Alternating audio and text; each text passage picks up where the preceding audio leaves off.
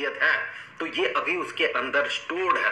तो ये जो काबिलियत है काम करने की या जो काबिलियत है काइनेटिक एनर्जी में कन्वर्ट होने का, वही काबिलियत या वही एनर्जी जो यहाँ पर स्टोर्ड है उसी को हम कहते हैं पोटेंशियल एनर्जी।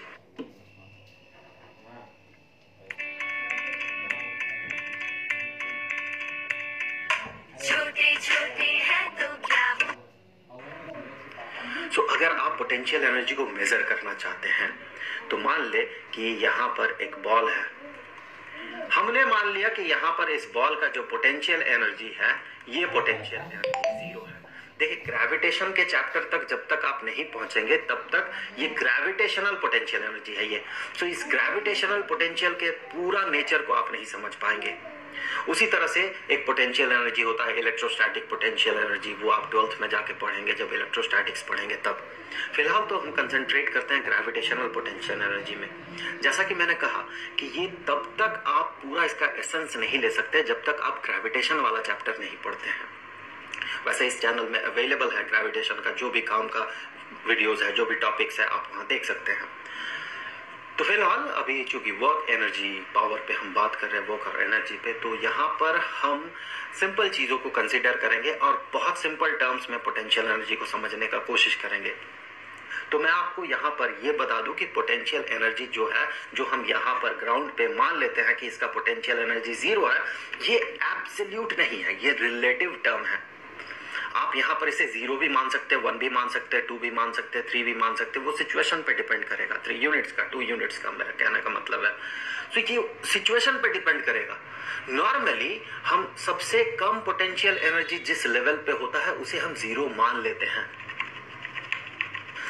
तो हमने मान लिया कि यहाँ पोटेंशियल एनर्जी जीरो है। मैं फिर से कह रहा हूं, हम मान लेते हैं कि यहाँ पोटेंशियल एनर्जी जीरो है। वैसे ग्रेविटेशन के चैप्टर में जाके आप ये पढ़ेंगे कि अर्थ के सरफेस के आसपास या कहीं भी आप potential energy, gravitational potential energy, इसे पॉजिटिव नहीं कंसिडर कर सकते हैं एब्सोल्यूट स्केल में। ग्रेविटेशनल पोटेंशियल एनर्जी पॉजिटिव नहीं होता है, या तो ये जीरो होता है या फिर नेगेटिव होता है। एब्सोल्यूट टर्म में बात करें तो यहाँ हम रिलेटिव टर्म में बात कर रहे हैं। सो हमने मान लिया कि यहाँ पोटेंशियल एनर्जी इसका जीरो है। अब हम क्या कर रहे हैं, इसी बॉल को यहाँ से ऊपर चढ़ा रहे हैं। और ऊपर चढ़ा रहे हैं कैसे, यहाँ से हमने इसे ऊपर चढ़ा दिया यहाँ तक, तो यही बॉल यहाँ तक पहुंच गया, सेम बॉल है। तो देखिए इस पूरे प्रोसेस में हमें कुछ काम करना पड़ेगा। अगर आप इसे उठाते हैं ऊपर तक, आप इसे खींच के इसी बॉल को ऊपर ले जाते हैं, तो आपको यहाँ पर कुछ काम करना पड़ेगा पूरे प्रोसेस में। आप कितना काम करेंगे इस पूरे प्रोसेस में?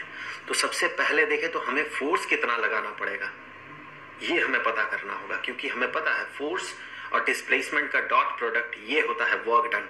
तो यहाँ पर देखिए हमने जो डिस्प्लेसमेंट किया वो किस डायरेक्शन में है, ऊपर के डायरेक्शन में, ये हमने डिस्प्लेसमेंट किया। तो मान लीजिए जो हाइट है, इसे अगर हम ग्राउंड लेवल मानते हैं तो इसे चलिए मान लेते हैं ये हाइट h में है। तो हमने कितना डिस्प्लेसमेंट किया, 0 to h, दैट मीन हमारा जो डिस्प्लेसमेंट हुआ उसका मैग्नीट्यूड h है। हमें कितना फोर्स लगाना होगा धीरे धीरे इसे पुल करके यहाँ तक ले आने में।